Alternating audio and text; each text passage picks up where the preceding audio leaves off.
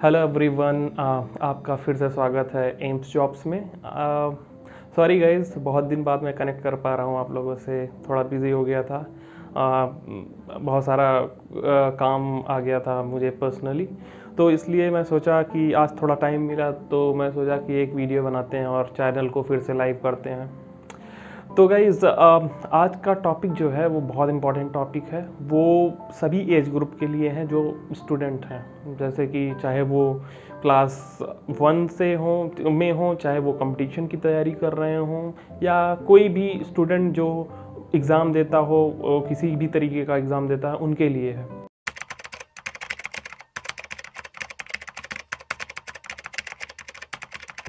तो ये बातें आप बहुत ध्यान से सुनिए कि मैं क्या बोलने वाला हूँ, क्योंकि मैं ये चाहता हूँ कि जो मेरे लाइफ का एक्सपीरियंस रहा है, उस एक्सपीरियंस से आप कुछ सीखें और मेरे एक्सपीरियंस से आप कुछ गेन करें, और आगे बढ़ने में अगर आपको वो चीज़ मदद करती है तो मुझे बहुत खुशी होगी।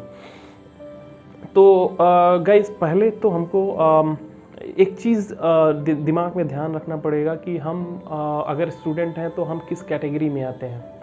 जैसे बहुत सारे स्टूडेंट हैं अभी, चाहे वो क्लास 5 में हो, 6 में हो, 10th में हो या 12th में हो। तो आपने कभी अपनी क्लास में नोटिस किया होगा कि कुछ स्टूडेंट्स ऐसे होते हैं जो कि एक बार में ही समझ जाते हैं चीज़ों को, दोबारा वो पढ़ते नहीं हैं, और उनका हमेशा हर चीज़ रेडी रहता है। मेरा कहने का मतलब है कि कम पढ़ते हैं लेकिन उनका माइंड बहुत शार्प होता है, और वो हर चीज़ के लिए रेडी रहते हैं और एग्ज़ाम में भी टॉप करते हैं। तो वो कैटेगरी बहुत कम होती है। अगर 100 बच्चे हैं तो उसमें आपको वो कैटेगरी 2 बच्चों के अंदर देखने को मिलेगी। तो आपको उसमें टेंशन नहीं लेना है, क्योंकि उनका आईक्यू लेवल हाई होता है। तो ऐसे कुछ स्टूडेंट आपको हमेशा मिलेंगे क्लासेस में, स्कूल में या कंपटीशन में, जो इस कैटेगरी में फॉल आउट करते होंगे, तो फॉल इन करते होंगे, सॉरी।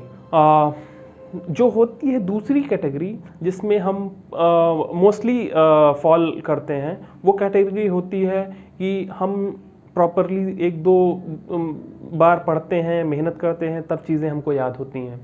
राइट, ये आपके साथ भी होता होगा। तो मैं ये वीडियो उनको डेडिकेट करना चाहता हूँ जो कैटेगरी नंबर 2 में फॉल करते हैं। जैसे कि हमको जो मेरा एक्सपीरियंस था, जो मेरी कैटेगरी थी, मैं कैटेगरी 2 में था, और मैं चीज़ों को 1-2 बार या 3 बार रिवाइज़ करता था, पढ़ता था, तो हमको चीज़ें याद रहती थी। लेकिन मेरे एक्सपीरियंस से मैं एक चीज़ और शेयर करना चाहूँगा कि मैंने अपनी क्लास में ऐसे लोगों को भी देखा है जो कि पढ़ाई में मतलब पढ़ाई करते नहीं हैं, कम पढ़ाई करते हैं। मैं सोचता था कि वो रात में पढ़ते होंगे या कहीं पढ़ते होंगे या कभी भी टाइम निकाल के पढ़ते होंगे, तब उनको आता है। लेकिन मैंने अपने लाइफ में ये भी एक्सपीरियंस किया है कि कुछ बच्चे ऐसे भी होते हैं जिनका आईक्यू लेवल हाई होता है और वो कम पढ़ते हैं। ये बात सही है, वो कम पढ़ते हैं, लेकिन वो एक बार में ही चीज़ों को कैच करते हैं, या पढ़ाई के एग्ज़ाम के एक दिन पढ़ते हैं और जाके एग्ज़ाम देते हैं और उसमें टॉप करते हैं। वो बच्चे होते हैं। पहले मुझे ये बिल्कुल विश्वास नहीं होता था कि ऐसे बच्चे होते हैं, लेकिन मैंने ये चीज़ें एक्सपीरियंस की हैं अपनी लाइफ में। तो उस एक्सपीरियंस से आपको बता रहा हूँ कि ऐसे भी बच्चे होते हैं, लेकिन उनकी प्रोबेबिलिटी बहुत कम होती है, और वो लगभग 100 में से 2% होते होंगे। तो अभी हमको उनसे नहीं कंपेयर करना है अपने आप को। मैं इसीलिए वीडियो ये बना रहा हूँ कि मैं उन लोगों को ये डेडिकेट करूँ जो मोस्ट ऑफ द पॉपुलेशन जो है वो 98% उसमें फॉल इन करते हों। तो उनको मैं एडवाइस करना चाहूँगा। तो कोई भी एग्ज़ाम हो, आज की कहा ये वीडियो है एग्ज़ाम के लिए प्रिपेयर कैसे करें। तो किसी भी एग्ज़ाम को आपको देने के पहले आपको उसका कोर्स, उसका सब पूरा जो कोर्स होता है आपको पता होना चाहिए। उसमें कितने सब्जेक्ट्स होते हैं, कितने क्या-क्या सब्जेक्ट्स होते हैं, और किस तरीके से हम उन सब्जेक्ट्स को एनालाइज़ करते हैं, और क्या पढ़ना है, क्या चीज़ ज़्यादा पढ़ें जिससे कि हमको एग्ज़ाम में मदद मिले। जैसे कि फॉर एग्ज़ाम्पल अगर आप बात करें तो किसी एग्ज़ाम में अगर कोई टॉपिक ज़्यादा पूछा जा रहा है, कोई सब्जेक्ट ज़्यादा पूछा जा रहा है, तो हम उन सब्जेक्ट्स को ज़्यादा पढ़ने का ट्राई करेंगे। लेकिन इससे आपको इसके लिए आपको पूरा सिलेबस पता होना चाहिए। सिलेबस बहुत इंपॉर्टेंट चीज़ है, क्योंकि अगर आपको सिलेबस नहीं पता है तो आप चीज़ों को प्लान नहीं कर पाएंगे। प्लानिंग बहुत ज़रूरी है, ये आपको अपने दिमाग में बैठा लेना चाहिए। कोई भी कंपटीशन की तैयारी कर रहे हैं, चाहे वो आप हाई स्कूल का एग्ज़ाम दे रहे हो, चाहे वो 12th का एग्ज़ाम दे रहे हो, वो आपको ये डेफिनेटली पता होना चाहिए कि आपका सिलेबस क्या है, तभी आप उसको प्लान कर सकते हैं। अदरवाइज़ आप हमेशा लैग करेंगे चीज़ों को जज करने में, एनालाइज़ करने में। ये बहुत प्रॉब्लम होती है कि बच्चों के साथ कि वो उनको एग्जैक्टली सिलेबस नहीं पता होता है, उनको ये नहीं पता होता है कि चीज़ें कहाँ से ज़्यादा पूछी जा रही हैं। तो पहली चीज़ है जो कि आपको सिलेबस पता होना चाहिए। दूसरी चीज़ ये होती है कि आपका प्रॉपर शेड्यूल होना चाहिए। शेड्यूल किस तरीके से होना चाहिए कि आप एकदम, चाहे दिन में 3 घंटे पढ़ें, चाहे 4 घंटे पढ़ें, वो कंटिन्यूअस होना चाहिए। आप जो है, ऐसा नहीं होना चाहिए कि आज आप 4 घंटे पढ़ रहे हैं, फिर उसके बाद कल 2 घंटे पढ़े, परसों 1 घंटे पढ़े, फिर उसके बाद शादी में घूमने चले गए, फिर पढ़े ही नहीं 10 दिन, फिर उसके बाद फिर से आए, फिर पढ़ना स्टार्ट किए। हाँ, डिफ़िकल्ट है शेड्यूल को मेंटेन करना, लेकिन आपको, अगर आप प्रॉपर शेड्यूल फॉलो कर रहे हैं, बिलीव मी गाइज, आपको कोई रोक नहीं सकता किसी भी एग्ज़ाम को निकालने के लिए। मैंने ये पर्सनली एक्सपीरियंस किया है कि अगर आप 2 महीने लगातार किसी भी चीज़ को, किसी भी टाइट शेड्यूल को फॉलो करते हैं, तो आपके अंदर कॉन्फिडेंस हमेशा बिल्डअप होता है और आपको लगने लगता है कि हाँ, मैं राइट ट्रैक पे हूँ। जब तक आपको अंदर से लगेगा नहीं कि आप राइट ट्रैक पे हैं तैयारी करने में, आप कभी भी किसी चीज़ में सक्सेसफुल नहीं हो तो सकते हैं, लेकिन आपको वो कॉन्फिडेंस नहीं आएगा। तीसरी चीज़ मैंने जो एनालाइज़ की है कभी भी कोई कंपटीशन या एग्ज़ाम देने में, कि आपको प्रॉपरली पता होना चाहिए कि कहाँ से क्या चीज़ ज़्यादा पूछी जा रही है। फॉर एग्ज़ाम्पल, आपको ये चीज़ कैसे पता चलेगी? ये चीज़ें आपको तभी पता चलेगी जब आप प्रीवियस ईयर्स के पेपर को देखेंगे, चाहे वो हाई स्कूल हो, चाहे वो 12th हो, चाहे वो एसएससी का एग्ज़ाम हो, चाहे वो किसी AIEEE के लिए आप कॉलेज के लिए तैयारी कर रहे हैं, कोई भी XYZ कोई भी एग्ज़ाम हो, अगर आपने 10 साल प्रीवियस पेपर को एनालाइज कर लिया है, तो believe me guys, you will never fail. ये मैं आपको अपने एक्सपीरियंस से बोल रहा हूँ, क्योंकि मैं ये नहीं बोल रहा हूँ कि चीज़ें रिपीट होती हैं, मैं ये बोल रहा हूँ कि आपको प्रॉपरली पता हो जाएगा कि एग्जैक्टली डिमांड क्या है एग्ज़ाम का, जो कि बहुत इंपॉर्टेंट है। अगर आप 10 साल के पेपर को देखेंगे उठा के, मैं ये नहीं बोल रहा हूँ सबको सॉल्व करो, आप अगर देखेंगे तो आपको एग्जैक्टली आपका जो आस्क है वो पता चल जाएगा। जैसे मैं जब मेरा एक्सपीरियंस शेयर करता हूँ, मैं जब मैं NIT MCA के लिए, NIT कॉलेजेस के लिए तैयारी कर रहा था, तो मैं थोड़ा स्ट्रगल कर रहा था शुरू में, क्योंकि बहुत सारा सिलेबस था और मैं स्ट्रगल कर रहा था कि क्या चीज़ें पढ़ी जाएं, क्या ज़्यादा पढ़ी जाएं, क्या नहीं। वो चीज़ एनालाइज करने में मुझे बहुत दिक्कत हो रही थी। लेकिन कुछ टाइम बाद मैंने एक अनसॉल्व पेपर उठाया, जो कि 10 साल का ओरिजिनल पेपर था प्रीवियस ईयर्स का। तो वहाँ पे मैंने देखा कि ये चीज़ें ज़्यादा पूछी जा रही हैं। जैसे मैथ्स का मैं अगर बात करूँ, तो मैथ्स में कंपटीशन में ज़्यादा प्रोबेबिलिटी पूछी जाती है, परमुटेशन कॉम्बिनेशन पूछा जाता है, परसेंटेज से क्वेश्चंस आते हैं, टाइम एंड डिस्टेंस से क्वेश्चन आते हैं। तो मुझे एग्जैक्टली पता चल गया कि ये चीज़ें ज़्यादा इंपॉर्टेंट है मेरे लिए। अगर मैं इन चीज़ों को, लिमिटेड सिलेबस को टच करूँगा, तो मेरे सक्सेसफुल होने के चांसेस बहुत ज़्यादा हैं। देखिए, कभी भी एग्ज़ाम में आप सब कुछ नहीं पढ़ सकते, ये फैक्ट है। आप पूरा सिलेबस कभी भी नहीं तैयार कर सकते, लेकिन the most important thing, you should know what to touch at what time, क्योंकि हमारे पास लिमिटेड टाइम होता है। और सीरियसली आपको मैं बताऊं, अगर आप अपने चीज़ों को प्रायोरिटाइज़ कर लेंगे ऊपर से नीचे तक कि हमारे लिए सबसे इम्पॉर्टेंट ये चैप्टर है या ये चीज़ें हैं, तो बिलीव मी गाइज, आपको ये बहुत हेल्प करेगी आपके एग्ज़ाम के प्रिपरेशन के लिए।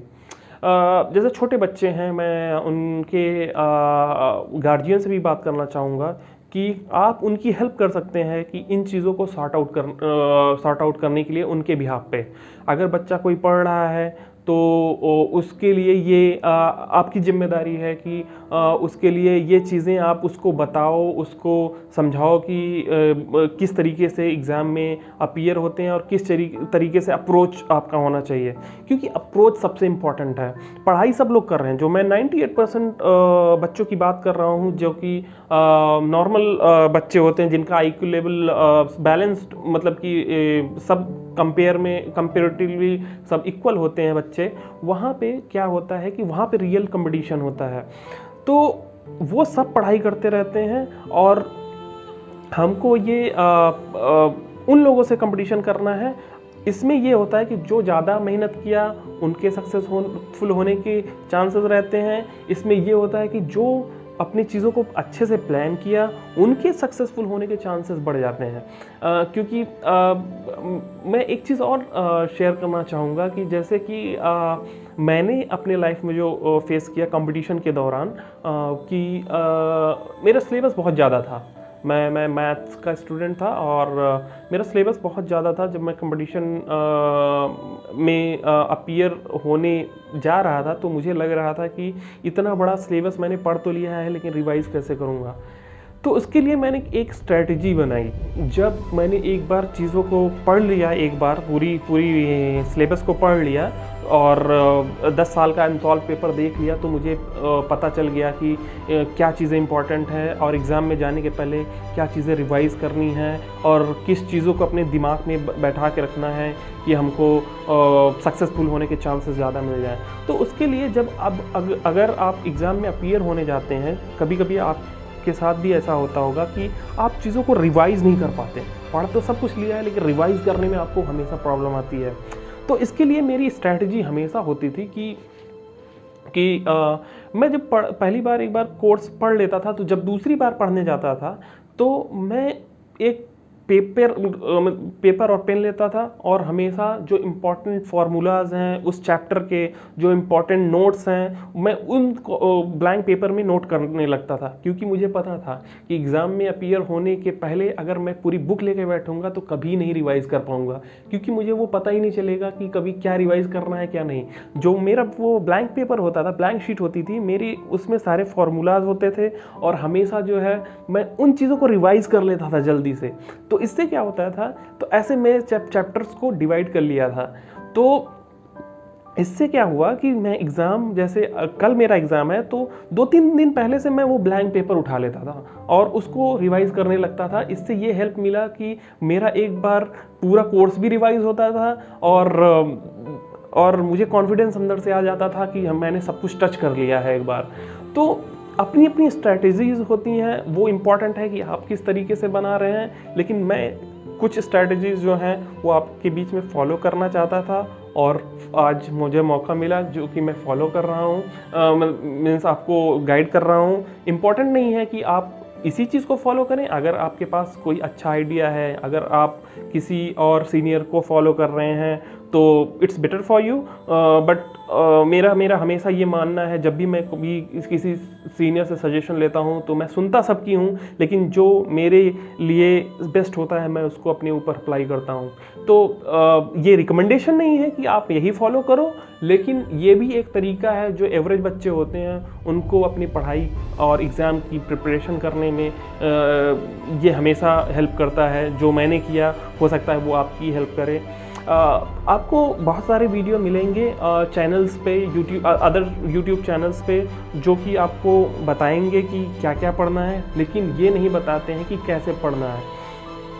तो मुझे ये लगा कि अगर मैं ये सब चीज़ें शेयर करता हूँ अपने स्टूडेंट्स को, नॉट स्टूडेंट्स, अपने फॉलोअर्स को, जो हमारे जो चैनल को सब्सक्राइब किए हैं, उनको अगर थोड़ी सी भी हेल्प मिलती है उनके प्रिपरेशन में, एग्ज़ाम के प्रिपरेशन में या कंपटीशन के प्रिपरेशन में, मुझे बहुत खुशी होगी। और मैं इसी तरीके से वीडियो हमेशा बनाता रहूँगा ताकि मैं आपकी हेल्प कर पाऊँ।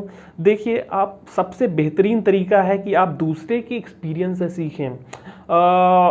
मैंने एक चीज़ अपनी प्रीवियस वीडियो में भी बोली थी कि हमारे पास बुक्स होती हैं, हमारे पास यूट्यूब है, हमारे पास सब कुछ है, सारी चीज़ें हैं, लेकिन फिर भी हम टीचर के पास जाते हैं। आपने कभी ये फाइंड आउट किया है कि हम उनके पास क्यों जाते हैं? क्योंकि वो हमको चीज़ों को आसानी से समझा ले जाते हैं, क्योंकि उनको एक्सपीरियंस है वो कोर्स पढ़ने के बाद कि क्या क्या चीज़ें आपके लिए इम्पॉर्टेंट हैं, किस तरीके से आपको पढ़ना है। अगर आप खुद पढ़ेंगे तो उसमें टाइम लग जाएगा, तो it would be very difficult for you to analyse the things, what is important, what is not and what should we study. तो वो टीचर आपके लिए चीज़ों को आसान बना देता है। तो ये हमेशा आपको हेल्प करती है, वो आपका गाइड होता है। तो अगर आप कभी किसी सीनियर से एडवाइस ले रहे हैं, तो अगर आप उसको अप्लाई करेंगे कुछ दिन, तो आपको हमेशा रिजल्ट दिखेगा। क्योंकि अगर for the most important guys कि उसके लिए थोड़ा तो टाइम देना पड़ेगा, थोड़ा रेगुलर होना पड़ेगा। और मैं आगे एक वीडियो, या अगर आप लोग को ये वीडियो पसंद आई होगी तो आप ज़रूर कमेंट करिएगा वीडियो में। तो मैं इस तरीके से वीडियो बनाता रहूँगा ताकि आप लोग की हेल्प होती रहे। और मिलते हैं गाइस फिर नेक्स्ट वीडियो में। आप लोगों से मिलके बहुत दिन बाद मुझे फिर से एक अच्छा लगा। मैं ट्राई करूँगा कि हफ्ते में एक वीडियो ज़रूर डालूँ चैनल पे, जिससे कि आप मोटिवेटेड रहें। और अगर आप लोग कोई एग्ज़ाम की तैयारी कर रहे हैं तो ज़रूर कमेंट करिए कमेंट बॉक्स में, जिससे मैं आपको उस एग्ज़ाम के बारे में बताने की कोशिश करूँगा। तो जिसने अभी ये चैनल को सब्सक्राइब नहीं किया है, सब्सक्राइब कर लें। लाइक नहीं किया है, लाइक कर दें, क्योंकि मैं अभी इस चैनल पे रेगुलर वीडियोस डालता रहूँगा, ताकि मेरे सब्सक्राइबर, मेरे फॉलोअर्स को हेल्प मिलती रहे। थैंक यू गाइज़, अब आपका टाइम देने के लिए धन्यवाद। मिलेंगे अगले वीडियो में।